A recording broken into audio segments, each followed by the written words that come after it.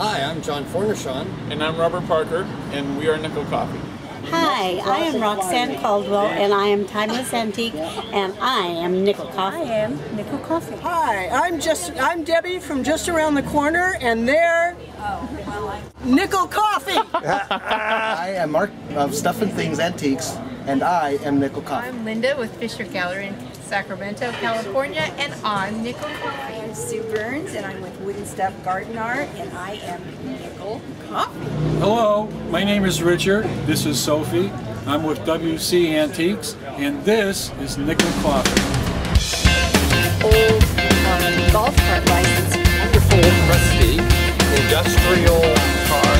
And one on the drums. And what I really like about this.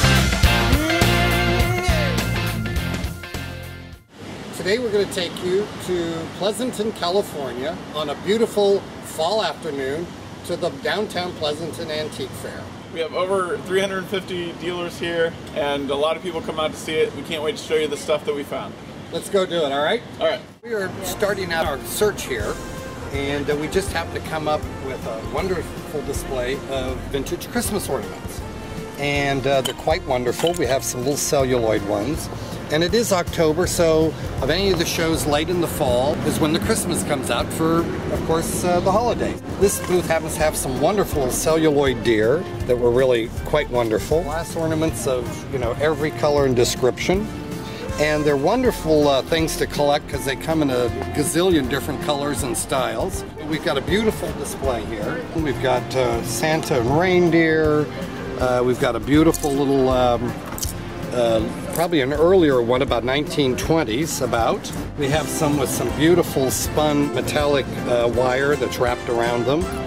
And they're really wonderful on a Christmas tree, and everyone has a fun time unwrapping them every year and unearthing their wonderful little treasures that they only get to see for about a month.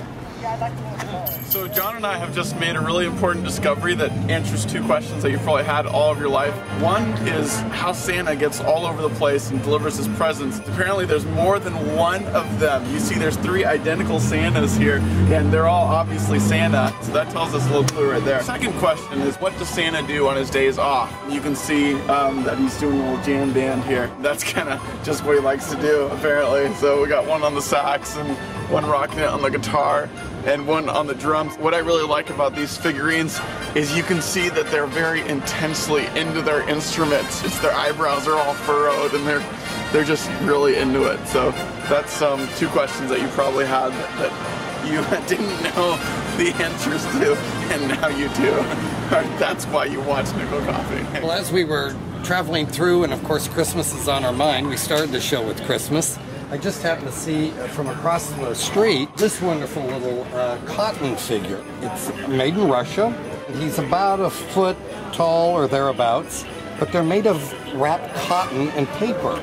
I actually have the same version of this that I brought back from Russia with me on a trip that I took several years ago. You can still find them. They're all handmade, hand-painted faces, as you can see there, and they are really quite spectacular. And this one's really a wonderful one, and it's priced at $85. I think it's a great buy, and certainly add wonderful, wonderful feel to any little Christmas table. Well, everybody by now surely knows my weakness for bird cages. I can spot a bird cage a mile away. Well, anyway, of course, I found another one. This happens to be a parrot cage, probably out of the 40s, could be possibly earlier, but it is all heavy gauge and it's wire wrapped to look like bamboo. A pagoda style roof on it, and you can see it's probably almost 7 feet, 6.5, 7 feet tall. It's rusty enough, it's got a wonderful look to it, and I'm loving it. I'm here with Helen. We have found a wonderful little item in her booth known as a plateau. It is quite a wonderful one. It's about 18 to 20 inches across with beautiful beveled glass, and it's about $18.90. In very good condition. Could use a little polish job, Helen. I know. But other than that, you've done very well. But this one is a beauty. It is priced, I believe, at $350. We have a price on it there somewhere. It is really a lovely item, and they're very difficult to find of this size today. So we enjoyed it, and we enjoyed Helen a lot. Mark's got some wonderful lamps here in his booth. Rather than me do all the talking, we're going to let Mark tell us about them. I like specializing in decorative lamps. These are Murano. Akana is, you can feel the embedded canes in these. And they list for $1,200, and I'd sell them for around $9 for the pair. This is Barovier swirl pattern. It's got silver flakes within it. Oof. 1930s, up to the post-war era, you know. I saw a pair in Santa Barbara for $6,500. My God. These are 1960s. They're very decorative. They have a classic style. And of course, brass fittings. Thank you, John. You're the best, thank you. You're the best. Hi, we're here with Mike, and Mike's got one of the most unusual booths that we've seen at an outdoor fair. I have never in my life seen a table full of beautiful used mitts. There's left-handers, right-handers. It's beautiful, it smells good. How'd you start this collection? Well, I've basically been collecting for about 25 years. All kinds of things, as you can see here, tennis rackets and gloves and golf clubs and all kinds of anything, sporting goods. And this whole collection of tennis rackets is just a killer. We're at Richard's. He happened to bring this wonderful married table that he put together with a wonderful old crusty industrial base of some sort with rubber wheels on it. It appears to be about out of the 20s at some period of time. And then he married this beautiful, wonderful weathered chunk of marble on top of it. Wonderful for a kitchen. It's about a little over 3 feet by a little over 2 feet. It is just a beauty, tons of fun. Nobody else is going to have one like it. And it's priced at $450. It's a great buy. Well, we're here with Sue, and she's going to tell us about this wonderful little trike that she kind of took in its rustic form. We did. My husband made the basket, and then if you notice on the back, it has a little old golf cart license from the 17-mile drive in Del Monte Forest down in Monterey. That's great. And what's the time period? I'd say 40s to 50s. The color's great. Isn't it great? So is this an average crowd for an antique fair? I think this is a good average crowd. It's late in the day. It's got quite warm for an outdoor show. It's warm. In California, it's either too warm or too cold. We like to complain about that. What do you usually look for in an antique show like this? I don't have any particular thing. If it strikes me, it's different, it's unusual, it's old and interesting, I'm in favor of it. This one is really one of the better outdoor shows. It's in an upscale community. The town is just absolutely beautiful. It's well put together. The show is a very tidy, nicely organized show, and I highly recommend it for anybody that wants to dabble in antiques. This is a great way to do it, and at a minimal cost, really. You can see it's just everything from soup to nuts, and I love it. It's one of my favorite things to come see. As we were strolling along doing our little commentary and my opinions on everything, I couldn't help but stop and look at this little wire chair that's actually a child's barber chair. Typical of the twisted iron. You see these done with stools a lot, but I've never seen one with a little child seat as a barber chair. It's $165. Tremendous buy. And we've got the promoters of the show, Turnkey Productions. We've got Jerry and Betsy Goldman. We thought we'd get them down for a little chit-chat since they're always dashing off and we can never get them. You took this show over how long ago? 2 years ago. 2 years ago. Well, it looks like from today's crowd that it was a very good success. It was beautiful weather. Are you happy with it? Yep. It's well attended by the local people as well as people from the outlying And the dealers areas. have noticed an increase since we've taken it over. Wonderful, more wonderful. dealers, more public.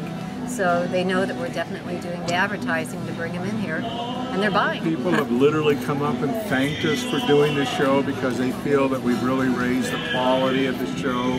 And it brings a lot of business to the local businesses here, the restaurants and the pubs and absolutely the pubs. And just all the stores all that the want to be retail, open this all the day. retail stores that are open. Yeah. Everybody seems to be real happy. Well, it's a unique design in that you shut the whole center of town closes down. It's blocked off, and the dealers move in, and it's all centered around this wonderful little downtown area. Which makes it, I think the setting definitely gives it the it's beautiful. charisma that we have. Well, we're thrilled with it. Robert and I had a wonderful time talking to many of the dealers, which you will see on this segment. We encourage everybody to come out and enjoy this. It's a terrific setting. You'll have a wonderful time at it. The restaurants are incredible. You'll have a great time. So we have one final question here. Say our listeners, we have dealers, of course. How do they get a hold of you? Can they sign up this far in advance for the next show? I believe they're every 6 months, is that correct? There's a show on Memorial Day weekend in May, and then usually there's a show the second weekend of October. Second Sunday. They're both Sunday shows. We can be found on the internet under Turnkey Show Productions or under Candlestick Antique and Collectibles or Pleasanton Antique and Collectible Fair. We'll be happy to take somebody's money today if they want to sign up. We'll let them sign up from now forward. And they do. So, and a lot of people, because they get so excited about the next one coming up. We got to thank Robert and John too. Yep, we thank absolutely. you guys. Letting our internet audience know all about our shows and all about them. We thank you guys. Well, you guys are the best. Thank you. Okay, well that's it. Thanks for watching our latest Nickel Coffee episode. Be sure to subscribe if you haven't already so that you get notified every time we do another show. There's a link, that yellow button on the side. It's really quick, it's really easy to subscribe. If you haven't signed up for a YouTube account, you can sign up. It's really easy. If you have a house, or if you have a barn, or if you have a couple things that you'd like us to look at, we are currently accepting emails if you're interested in being a part of our show. You can email us at nickelcoffee@gmail.com. You can also just leave a comment in the description below after you've signed up for a YouTube account. So we look forward to hearing from you, and be sure to stay tuned for the next week's show of Nickel Coffee. Thanks.